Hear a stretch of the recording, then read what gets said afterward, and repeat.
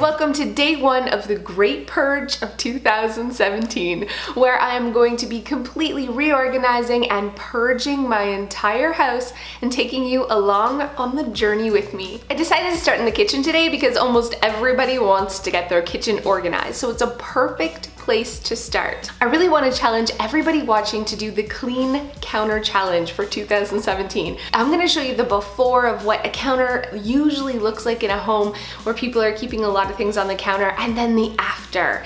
It isn't just about having it look nicer, it's about giving you more workspace, and it's about really sort of the jumping off point for the whole house to really feel clean and inviting and clutter-free. The kitchen is the perfect place to start. So let's get started.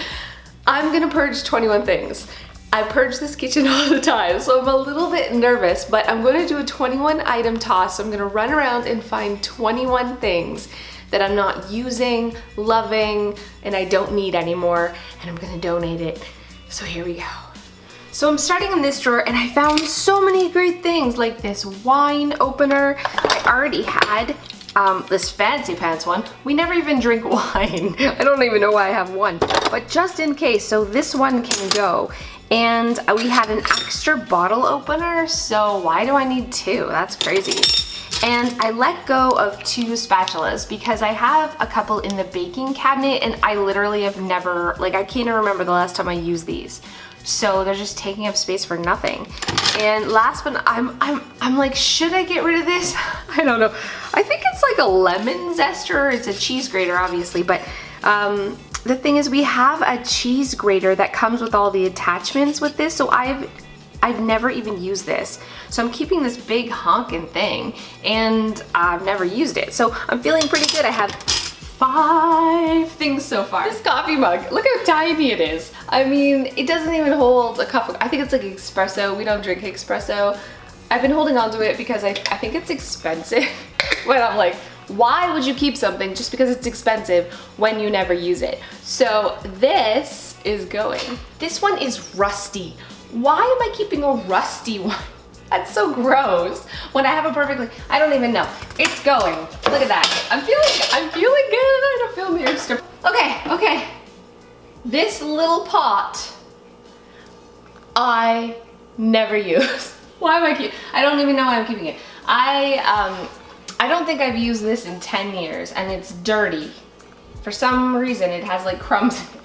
It's going! I found 8 things so far, and I'm starting to feel that panic that I'm not gonna be able to find 21 things, only because I purge so often. But you know what? So many people feel this way. So many people feel like there isn't even anything else that they can get rid of, which is why the 21 items is so motivating. You can go through a couple of cabinets and be like, oh, that's good, I purged enough. But choosing a number like 21 forces you. It forces you to sort of go in all those little cabinets and nooks and crannies and find the things that you do not need and force yourself to make those really tough decisions.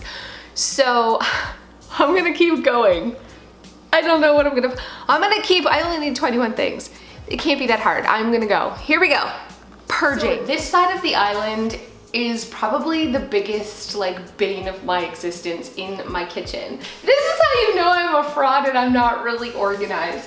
So I'm already seeing, I love this thing. I will never get rid of, it had something in it though. I will never get rid of this thing. I love it. But you know what? For some crazy reason, I still have the box for it in here, and it's empty. This counts as one.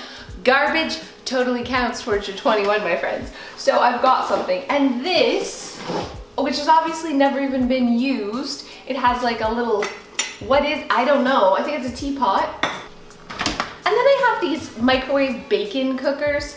I've never cooked it in the microwave. I bought these because I was like, I'm gonna cook bacon in the microwave, and I've never have because it splatters everywhere like crazy. But this, okay. I hope my mother-in-law isn't watching. Listen, Mrs. A, if you're watching, this is beautiful and I love it, but I've never used it ever, not even one time. So I'm keeping it out of guilt to To be completely honest, it's beautiful, but I don't cook casseroles, and I'm not the type of person to transfer things from the pot to a fancy dish to put it on the table. That's just not my thing. We're like a serve yourself family, because who wants extra dishes, right? So I think I've had this 5 years and I've never used it once, so I'm so sorry, Mrs. A. But it's going, which frees up a ton of space in here. Oh my Lord, look what I found in here. Okay, I found a soup pot that I didn't even know I had, which means I haven't cleaned out this cabinet in a very long time, which means if I didn't know I had it can go. Okay, so I found a baby cup and an old mug. Oh, that's so much better. Look at that. Oh, I'm happy. I'm gonna save you more purging. I tested a bunch of markers and a bunch were out, so I got rid of those and a bunch of kids' plates, and I found an extra couple of bowls that we never use up on the top shelf. All in all, I purged so much more than I thought. Look at my pile, you guys. Look at my pile. I'm feeling really good. I feel good when I purge. Okay guys, so it wasn't even 15 minutes and I found 28 things that could go. I feel so much lighter. I feel happy. I feel great. I'm gonna get a box and I'm gonna load this stuff up to donate, and I'm gonna keep going. So I'm going to make sure, next is my bathroom, my master bathroom. So stay tuned for that next. It's a really small space. It's like perpetually cluttered. So not only am I going to purge it, but I'm going to organize it at the same time. So stay tuned for that video, and if you haven't already, click that subscribe button, because I'm going to be doing the Great Purge through my entire house, every time purging at least 21 items a day. And I hope you take part too and do your own 21 item toss, and make sure you do the clear counter challenge this year. I promise you it is so worth it. So thanks so much, and I'll see you next time. So hey you guys, thanks so much for sticking to the end. I have to tell you, yesterday I did a live broadcast on Joy of Mom. It had some feedback issues, I was having all this drama, but I made the mistake during this live interview to say that my kids were 100% better. And it's like, as soon as I utter like the words like, oh, we never get sick, or, you know, my kids never have a runny nose, literally the next day that will happen. It's uncanny. And I try not to be like, I'm not a hokey pokey weirdo that believes in all that universe jibber jabber crap, but it seems a little crazy. So I said yesterday that they were 100% better, and as soon as the words came out of my mouth, I was like, Cass, why would you say that? Don't say that. So I put them on the bus this morning. They were fine. They get to school. Not even 5 minutes later, I get a call, and the teacher's like, Milo's throwing up on the bus, and he's throwing up outside, and it's everywhere, and it's all over his coat, and you have to come immediately. So I went and picked up poor, he was so embarrassed. He's 4, and he was like so embarrassed, but he could not stop puking. It was like dry heaving and puking, and he was mortified. He's like, Mom, cover me with your coat, cover me with, he was so embarrassed, the poor little guy. So we get home and I get him all changed and all snuggly in his bed, and I get a call from the school, and it's Abby puking, and I'm just like, oh my God.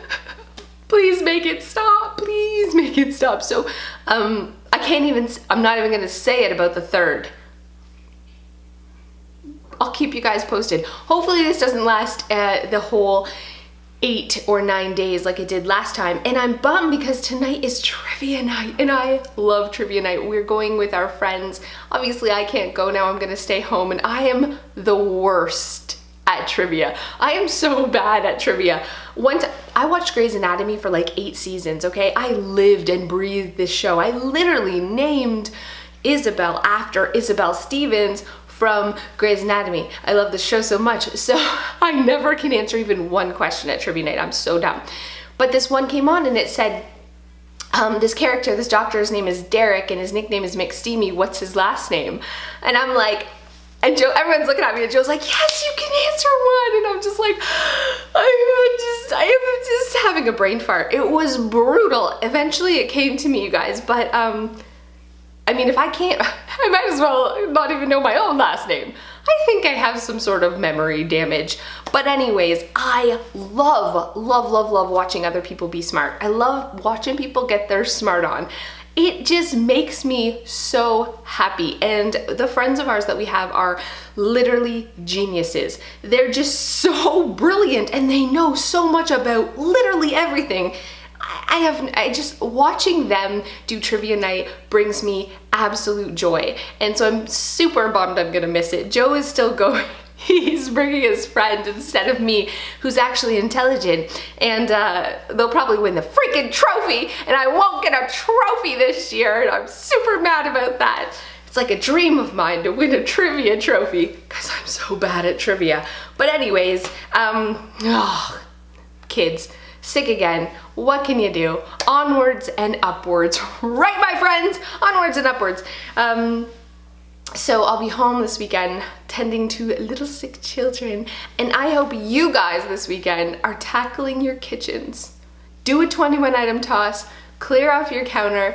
You will not be disappointed. So thank you guys so much for watching, and I'll see you next time.